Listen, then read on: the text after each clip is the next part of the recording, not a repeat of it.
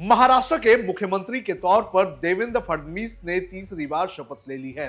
उनके साथ अजित पवार और एकनाथ शिंदे ने भी उप मुख्यमंत्री पद की शपथ लेकर यह दिखाने की कोशिश की है कि महायुति में सब कुछ ठीक चल रहा है। लेकिन दूसरी तरफ क्या महाविकास आघाड़ी में सब कुछ सही चल रहा है? यह सवाल इसलिए उठ रहा है कि जैसे ही देवेंद्र फडणवीस ने तीसरी बार मुख्यमंत्री पद की शपथ ली, वैसे ही शरद पवार के एक करीबी नेता ने घर पर जाकर उनसे मुलाकात की है, जिसके बाद आगे चलकर क्या शरद पवार पाला बदलेंगे, इसकी चर्चा तेज होने लगी है।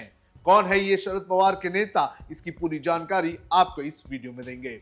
नमस्कार, आप देख रहे हैं लोकमत हिंदी और मेरा नाम है सोनू कनौजिया। 5 दिसंबर को मुंबई के आजाद मैदान में देवेंद्र फडणवीस की ताजपोशी पूरे दमखम के साथ हुई। प्रधानमंत्री नरेंद्र मोदी के अलावा एनडीए के सभी घटक दलों के नेता स्टेज पर मौजूद थे। शाहरुख खान, सलमान खान, सचिन तेंदुलकर, मुकेश अंबानी जैसी बड़ी हस्तियां भी मौजूद थी। इस शपथ ग्रहण के साथ भाजपा ने अपनी ताकत दिखाने का काम भी किया है। हालांकि विपक्षी दलों के नेताओं को इसके लिए इनवाइट किया गया था, लेकिन इनमें से कोई भी शपथ ग्रहण में नहीं पहुंचा। लेकिन चुनाव के पहले शरद पवार की पार्टी में शामिल हुए हर्षवर्धन पाटिल देवेंद्र फडणवीस के मुख्यमंत्री बनते ही उनके घर सागर बंगले पर पहुंचे। यहां पहुंचकर उन्होंने फडणवीस को पुष्प गुच्छ देकर उन्हें बधाई दी। इस मौके पर हर्षवर्धन पाटिल का पूरा परिवार मौजूद था। आपको बता दें कि हर्षवर्धन पाटिल विधानसभा चुनाव से पहले बीजेपी छोड़कर शरद पवार की एनसीपी में शामिल हो गए थे। महायुति में इंदापुर विधानसभा सीट अजित पवार के पाले में जाने की वजह से हर्षवर्धन पाटिल का बीजेपी की टिकट से चुनावी मैदान में उतरना मुश्किल हो गया था और इसी को देखते हुए उन्होंने पार्टी बदल दी और वो शरद पवार के साथ चले गए। शरद पवार ने उन्हें इंदापुर विधानसभा सीट से मैदान में उतारा, लेकिन वो चुनाव फिर से हार गए। वैसे पाटिल का चुनाव के पहले पार्टी बदलने और चुनाव हारने का सिलसिला रहा है, जिसके बाद अब सवाल ये उठने लगा है कि क्या शरद पवार के खेमे में सेंध लगने वाली है।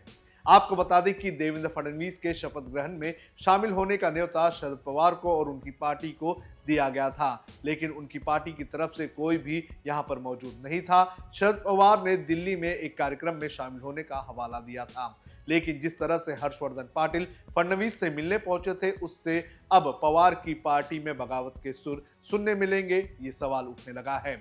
हाल ही में हुए महाराष्ट्र के विधानसभा चुनाव में शरद पवार की पार्टी को महज 10 सीटों पर ही जीत हासिल हुई है, जिसके बाद ये राजनीतिक गलियारों में चर्चा होने लगी है कि अब शरद पवार का अगला कदम या अगली चाल क्या होगी।